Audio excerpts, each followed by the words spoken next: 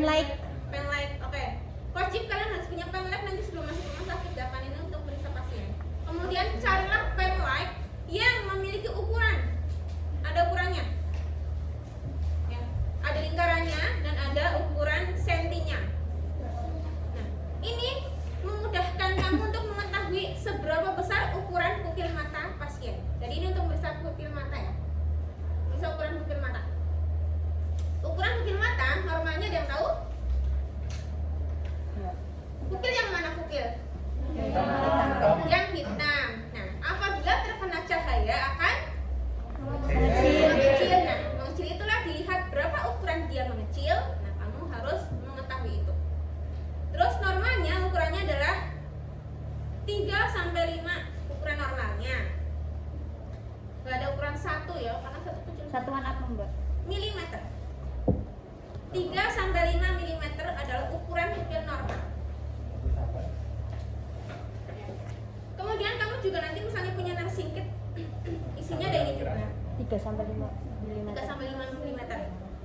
Nanti kalau misalnya kamu punya nursing kit, kamu juga akan mendapatkan ini namanya apa namanya? Meteran. Ya, Medline. METLIN, Medline.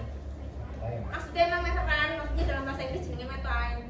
Ya, ini jarang sekali kamu gunakan kecuali kamu berada di ruangan bayi untuk mengukur lingkar kepala bayi, panjang bayi, ya, atau di bagian kebidanan lingkar lengan ibu atau lingkar perut ibu. Nah, pada saat kehamilan itu seringnya diukur. Ini ditekan ya kalau masukin. Oke, itu alat yang akan kita gunakan cuma ada 2 tok.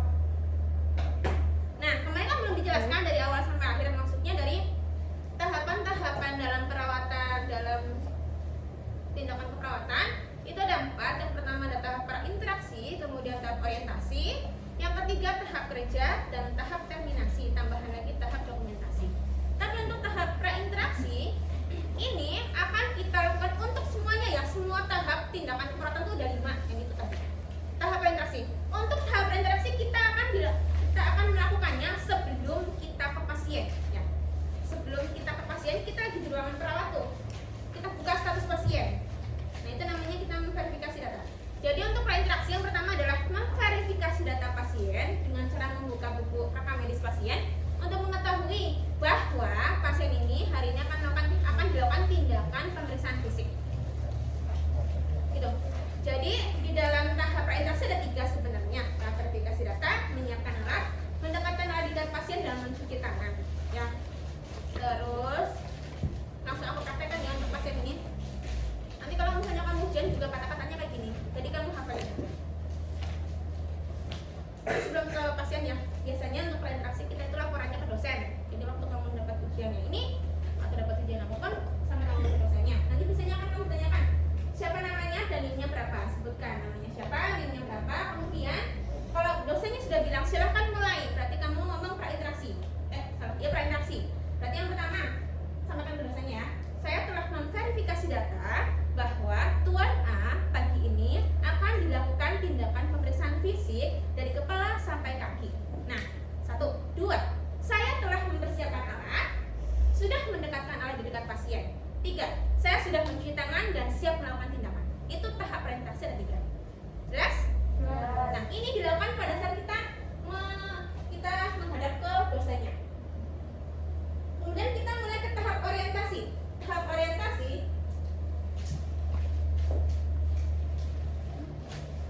orientasi ada 3 juga. Ada 4 apa ada 5 ya?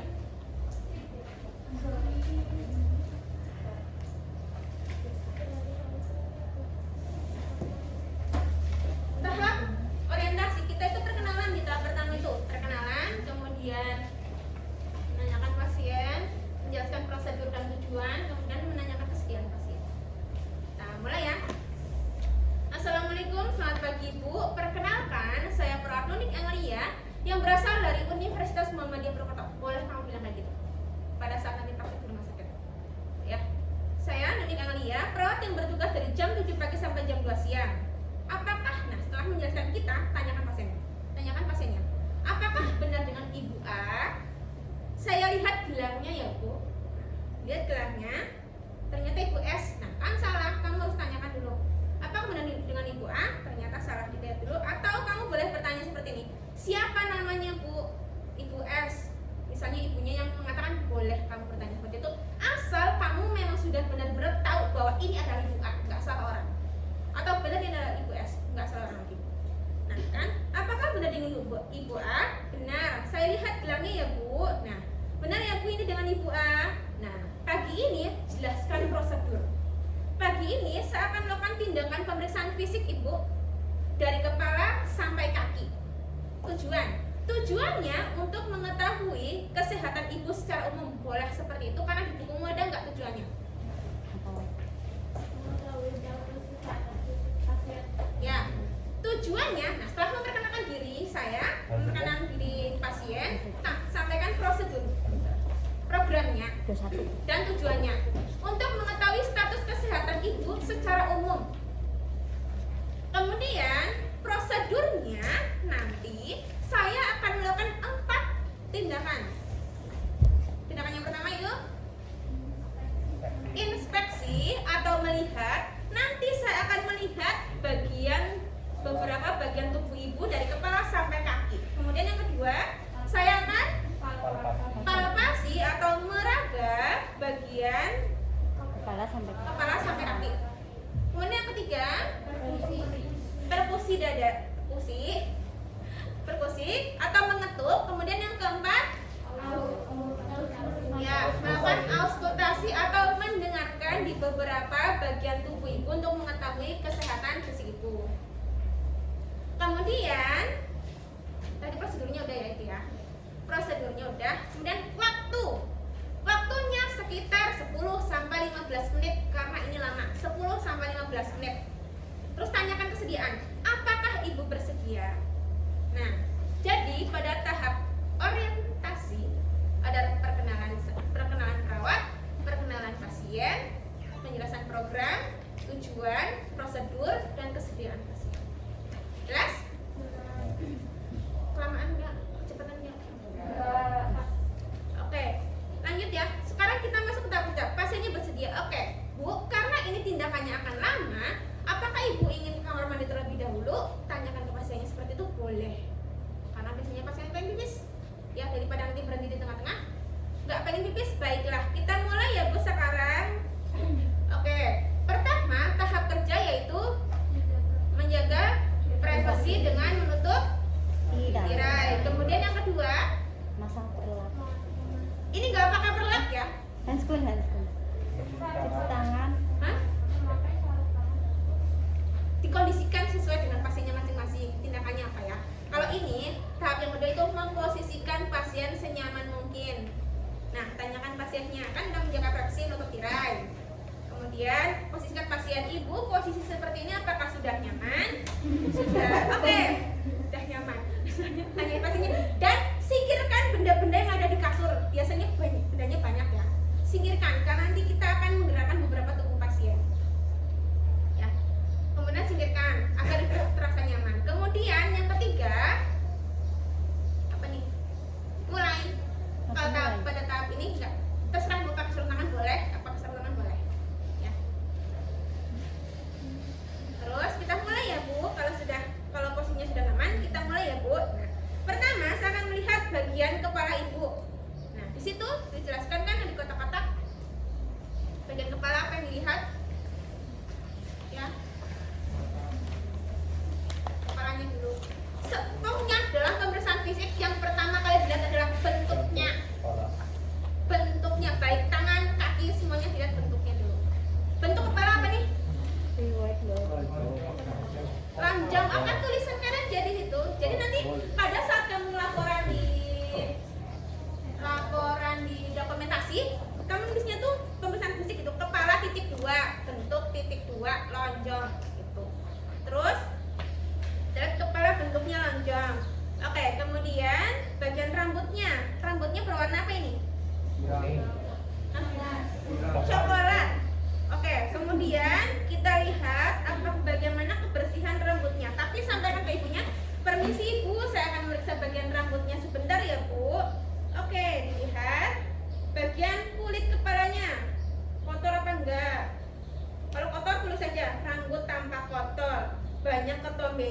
banyak kutunya, boleh tulis kayak gitu. Atau nanti saat melihat kayak gini kamu boleh sampaikan, ibu, ibu, ini ada pakunya, ibu, ini rambutnya kotor ya bu. Nanti sore boleh ibu keramas ya, biar rambutnya bersih, ibunya nyaman. Boleh sampaikan advice atau saran-saran seperti itu saat kita itu berkomunikasi dengan pasien, biar nggak kaku ya. Kamu ngomongnya juga jangan kaku banget ya. Rambutnya kotor bu, nanti sore keramas ya bu. Terus sekarang boleh saya raba bu kepalanya, boleh. Sebentar ya bu, diraba nih. Rabanya dari sini nyampe ke belakang telinga, sampai ke belakang kepala kamu. Diraba sambil ditekan. Apakah ada rasa nyeri? Tekan. Bu, ada nyeri nggak? Nggak ada. Terus rasakan juga apakah ada benjolan atau tidak di bagian kepala. Nah, sampai sini ya. Oke, tidak ada nyeri tekan ya bu. Baik, sekarang saya akan ke bagian mata. Pertama, kita lihat bagian mata. Apa yang dilihat? Mana udah bilang bentuknya dulu. Bentuknya apa nih? Oke, dilihat aja. Boleh kamu ngomong sipit, boleh kamu ngomong belum boleh. Tapi kalau ini, kalau bentuk bagian tubuh dan ada dua buah seperti mata ini, ditulisnya bentuknya sama atau simetris. Jadi di situ ditulis bentuknya simetris, antara kanan dan kiri bentuknya sama. Kan ada ya yang bentuknya kanannya kecil, kan kirinya besar. Itu namanya asimetris, tidak sama. Silakan ditulis di buku. Bentuk nanti misalnya kamu mau lihat bentuk kaki, bentuk tangan, bentuk telinga, kan ada dua tuh. Tulisnya simetris, bentuk simetris. Kalau nggak sama, asimetris.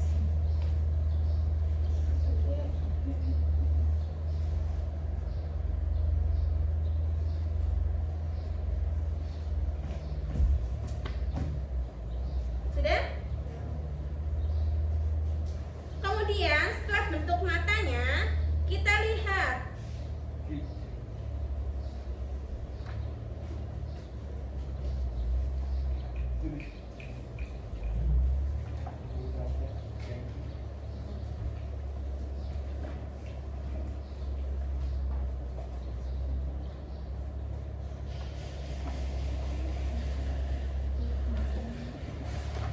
selain bentuk matanya, untuk mata kita harus inversi bagian dalam mata. Ada 3 yang diperiksa. Yang pertama,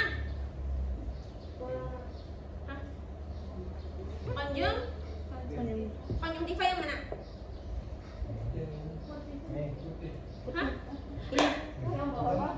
Ya, jernih atau kuning? ya. Kelopak mata bagian bawah konjungtiva. Yang putih sklera. Terus yang hitam pupil. Oke. Pada saat kita akan memeriksa bagian dalam mata, kita menggunakan 2 jempol. 2 jempolnya kita letakkan di bagian kelopak mata bawah ibu. Kita tarik ke bawah. Nah, tapi sebelumnya kita harus sampaikan dulu. Ibu, sekarang saya akan memeriksa bagian dalam mata ibu. Nanti mata ibu akan saya tekan menggunakan jempol sebentar. Terus nanti matanya menghadap ke atas ya bu. Sampaikan seperti itu. Dan ibu jangan terkedip biar saya bisa meriksa. Dah, saya pegang ya bu. Nah, menggunakan 2 jempol dan tarik ke bawah. Mata pasien disuruh menghadap ke atas biar bisa lihat skleranya. Nah, terus dilihat bagaimana hasil konjungtiva yang normal. Kemerahan atau pink yang disebut dengan bahasa medisnya. Nggak tahu? Konjungtiva. Apa bahasa medisnya hasilnya? Anemis. Anemis itu apa? Hah? Anemis apa? Kemerahan. Kembali, kalau anemis itu berarti putih, pucat. Anemis berarti pucat. Konjungtiva (2). Anemis berarti pucat. Yang normal adalah anemis berarti kemerahan.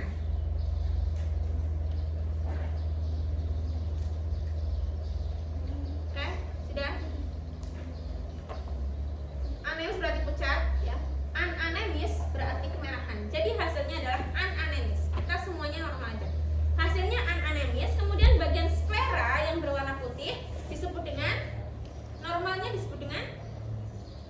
Anikterik ya, Pak. Anikterik, betul. Anikterik Kekuningan. sfera titik 2 anikterik yaitu putih. Kalau kuning disebut dengan Ikterik.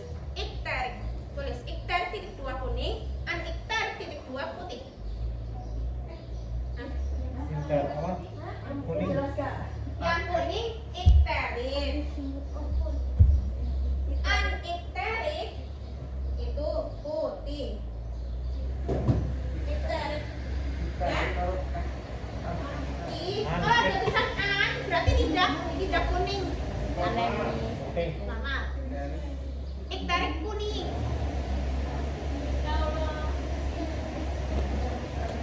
Ya. Oke. Kemudian kita akan ke bagian pupil mata. Dari kekuningan. Sampaikan ke ibunya. Clara. Ibu, sekarang saya akan memeriksa bagian mata ibu yang saya akan memeriksa mata ibu dengan diberikan rangsang cahaya. Ini untuk mengetahui bagaimana reaksi mata ibu terhadap rangsang cahaya. Nanti ibu jangan berkedip ya Bu, sampaikan seperti itu. Oke, nggak berkedip Mbak. Saya mulai ya Bu. Ini pakai penget ya. Kemana sih buahnya, dari kanan apa kiri? Dari kiri. Bawah. Dari kiri ke bawah. Bawah ke atas Ya gini. kan? Oke, dari sini boleh. Nah, kan matanya terbuka tuh. Terus kita kasih refleks cahaya. Ini udah dinyalain ya. Kasih, terus kita lihat bagian pupilnya mengecil. Akan mengecil. Ini nggak boleh ulang-ulang ya, nanti pasiennya silau. Iya, Pak. Cukup 2 kali, 1 kali atau 2 kali. Hasilnya apa? Kalau mengecil disebut dengan oke, miosis. Tapi kalau mengecil disebut dengan vasokonstriksi. Vasokonstriksi, boleh miosis. Yang satu. Yang diajarin. Vasokonstriksi, pupil mengalami vasokonstriksi mengecil. Kalau melebar, Miotrosi. midriasis atau vasodilatasi. Melebar. Vasodilatasi. Melebar. Vasokonstriksi mengecil. Konstriksi mengecil. Sudah? Nah. Konstriksi, oke? Sudah. Kemudian ukuran pupil. Ya, kita kan sudah bisa tuh. Ukuran pupilnya kanan ternyata 2. Ukuran pupil yang kiri 2. Disebut dengan kalau mata bukan simetris ya. Kalau pupil bukan simetris tapi isokor. Nah, ukuran pupil sama dua-dua disebut isokor. Ukuran pupil sama kanan dan kiri disebut isokor. Baik itu 22, 33, 44 namanya isokor. Ya, ukuran pupil sama dengan isokor. Kalau nggak sama, kanan 3, kiri 2, anisokor, betul. Dari cahaya ya, Mbak? Dari cahaya. Bukan waktu normal ya, dari cahaya. Oke? Sudah. Itu untuk mata. Baik Bu, sudah selesai untuk pemeriksaan mata. Sekarang saya akan memeriksa bagian hidung ya Bu. Nah, pertama dilihat bagian hidungnya. Apa nih bentuk hidungnya? Pesek, boleh tulis pesek, mancung. Kemudian bagaimana ukuran lubang hidungnya? Kalau sama disebut dengan simetris. Lubang hidung berukuran simetris. Kemudian setelah dilihat, kita inspeksi bagian dalamnya menggunakan pen light. Permisi Bu, saya lihat bagian dalam hidungnya ya Bu. Dilihat. Sudah, apa yang terlihat di situ? Ya, dalam bahasa medis, kotoran di bagian tubuh disebut dengan serumen. Ya, tulis nanti di laporannya tidak terdapat serumen. Ya, atau hidung bersih, tidak terdapat serumen. Kotoran hidung dan kotoran telinga disebut dengan serumen. Ya, tidak terdapat serumen di dalam hidung. Kemudian benjolan di polip. Oke. Tidak terdapat benjolan atau polip di dalam hidung. Polip, POLIP.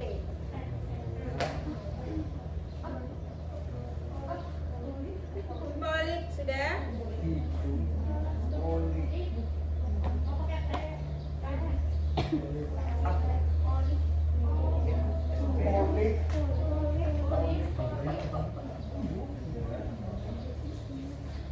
Oh, Hidung bersih. seruman. Tidak tahu. Tidak ada seruman. R. R yang sini. Oh, enggak R. Sudah? Ini yang berapa sampai berapa? Ini berapa sampai berapa? Tadi nyampe mana kita? Polip ya? Nah, sekarang kita bagian mulut. Dilihat inspeksi bagian mulut ya. Apa yang dilihat di mulut? Bentuknya dulu. Bentuknya simetris atau enggak? Kan biasanya ada yang rahangnya bergeser ya. Ada yang menceng gitu. Atau ada yang bikin sumbing ya. Tuliskan situ bentuk mulutnya, rahangnya, bentuknya simetris atau tidak. Kemudian kita lihat bagian bibirnya, warnanya apa. Jadi kalau di rumah sakit, kalau jadi pasien nggak boleh dandan. Kalau nanti kalau dandan nggak ketahuan, karena bibir termasuk salah satu tanda gejala terjadinya hipoksia atau kekurangan udara, kekurangan oksigen. Jadi bibirnya biru. Tapi kalau nggak ketahuan, bibirnya merah, nggak ketahuan maksudnya. Jadi itu bahaya ya. Jadi nanti kalau kamu ketemu pasien dan sampaikan, Bu jangan dandan ya Bu, biar nanti nggak ketahuan. Apa namanya? Tanda-tanda fisiknya. Kalau sakit. Kemudian 32 sampai di akhir. Oke. Lanjutnya, terus kemudian dilihat apakah bibirnya berwarna apa. Misalnya berwarna merah, oke. Merahnya merah asli gitu, bukan lipstick. Kemudian apakah bibirnya berwarna biru? Kemudian apakah bibirnya pecah-pecah atau berdarah? Nah, itu harus ditulis di situ hasilnya apa. Kemudian setelah bibir kita buka mulut pasien, sampaikan ke ibunya. Permisi Bu, sekarang kita kan memeriksa bagian mulut pasien, mulut ibu. Dibuka mulutnya sebentar ya Bu. Nah, dibuka mulutnya, yang kita periksa adalah menggunakan pelet ya. Apa yang diperiksa? Nah, iya betul, gigi. Kemudian, Ulkus. amandel tonsil ya. Dan yang appendix.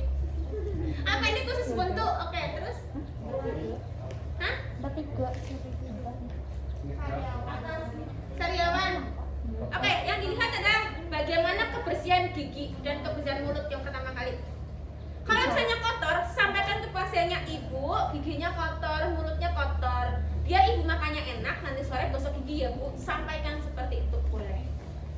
Kemudian tuliskan apabila giginya ada yang tanggal atau bolong atau udah tercabut. Kemudian sampaikan juga apabila ada karang gigi, atau sampaikan juga misalnya giginya berlubang, boleh ditulis di laporan, atau bibirnya ada sariawannya, atau gusinya berdarah. Kemudian dilihat juga bagian tonsilitis atau amandel, bagaimana amandelnya, apakah bengkak atau tidak. Gitu. Jelas ya? Untuk mulut. Kemudian kita ke telinga. Bentuk telinganya apa? Simetris. Kemudian kita tadi lupa. Jadi waktu di hidung itu ada palpasi ya. Palpasinya tulang hidungnya. Siapa tahu ada patah. Tapi biasanya kalau orang normal nggak ada patah. Kemudian bagian telinganya dilihat, bagian dalamnya ada apa di sini? Ada apa? Di dalam telinga ada apanya? Serumen. Tidak terdapat serumen ya di laporannya. Terus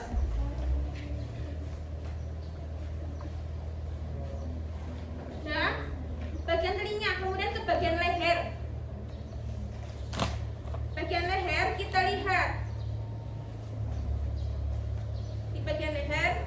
kita lihat bagaimana bentuk lehernya.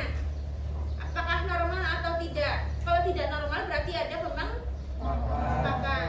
Nah, dilihat aja normal atau tidak. Kemudian kalau di situ laporannya gimana? Leher. Warna kulit. Ya, warna kulit, kemudian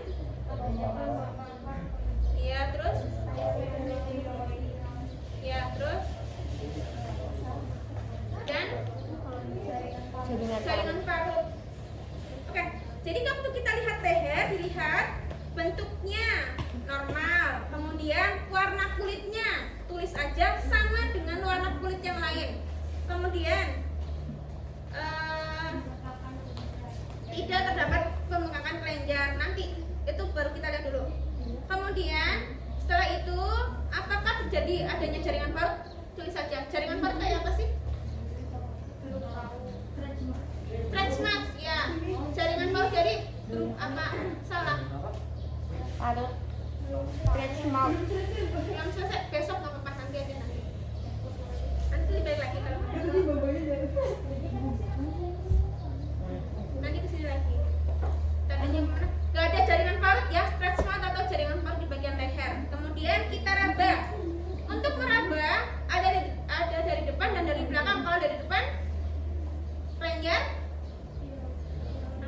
Kalau meriksanya dari depan, untuk meriksa kelenjar limfe berada di mana? Di bawah telinga sini. Jadi kita meriksanya dari depan pasiennya. Permisi Bu, saya mau memeriksa bagian belakang telinga Ibu untuk memeriksa apakah ada benjolan di belakang telinga. Gitu aja ngomongnya, jangan bilang mau memeriksa kelenjar limfe ya, ibunya nggak tahu. Bu, saya memeriksa bagian belakang telinga Ibu untuk memeriksa apakah terjadi pembengkakan di situ. Permisi ya Bu. Nah, kita raba menggunakan 5 jari, taruh di sini. Kemudian Bu, coba bantu saya untuk menelan ludah.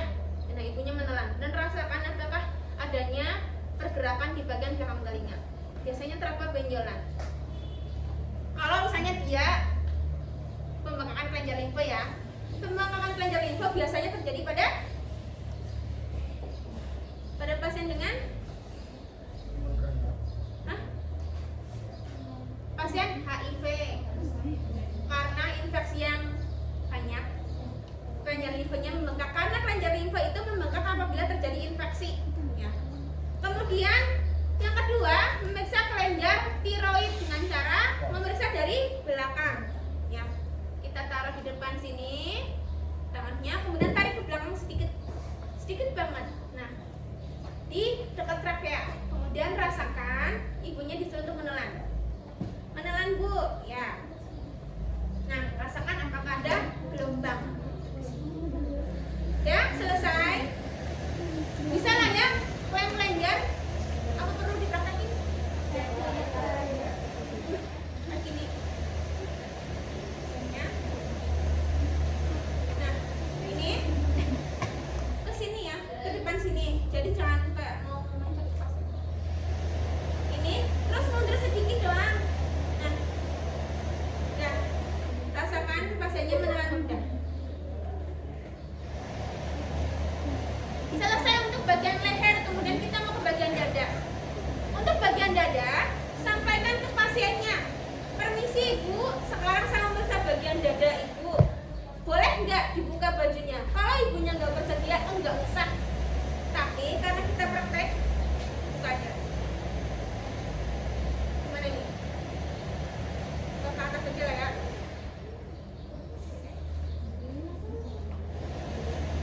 Kelihatan nggak?